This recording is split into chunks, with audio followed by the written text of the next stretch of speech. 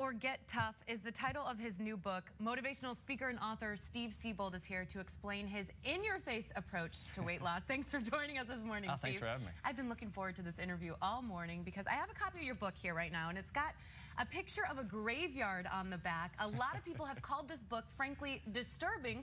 One of the chapters starts out calling fat people liars. Some people may look at it as mean. You say it's motivational. Can you explain? Well, fat people are liars, and I'm a former fat person, so I get this. We lie to ourselves, we lie to other people about what we're eating, and we're delusional, and that's why we get fat. It's one of the biggest reasons we get fat. And you say in this book there's 101 differences in thinking between fat people and fit people. Can you give us a couple of those differences? Sure. One is the big pervasive idea is that diets don't work.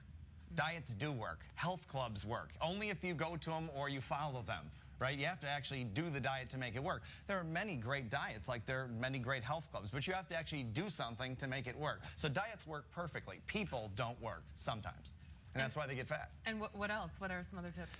A lot of people think 99% compliance is good. If I stay on my diet 99% of the time, then I'm doing great because it's better than I did last year, which was 50%.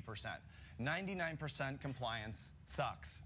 I'm sorry, it's the best way to say it. I shouldn't say it on TV, but it does. It sucks because 99% compliance will keep you fat. It's the kind of thinking that keeps people where they are. And you were saying earlier that, you know, some people blame the economy, they're too busy working, taking care of their kids, and you're calling them liars. You say that they have no excuse not to lose weight. Can you explain that? No excuse whatsoever. I'm not saying it's not tough. I mean, it was tough for me, too. This is not an easy thing to do, especially if you're really obese or you've been fat for a long time. It's not an easy thing to do. It is simple.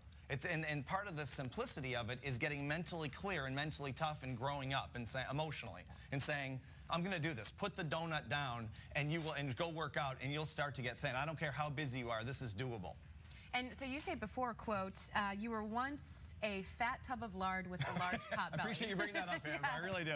Sorry about that, Steve. I just had to bring it up because it was interesting. I mean, that's a unique way to describe yourself, a strong usage of words. And can you explain that for us? Well, I was an athlete my whole life, and all of a sudden I became a speaker, went on the road, and this is my excuse. See, this is my lying to myself. I'm in airports and hotels and all that, cabs and eating on the road and all that, and I didn't pay attention, and I was 40 pounds overweight, and it was a real problem. I mean, I looked bad. I mean, I remember looking in the mirror thinking, this is not me.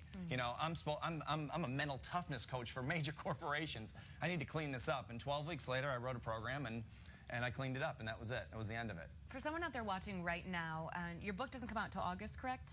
July. July. It's on ebook right now on a website, but the hardback doesn't come out until July. So say before they can go out and maybe get your book or another book, they want to start this morning losing weight. What is your #1 tip that they need to do? Make a decision.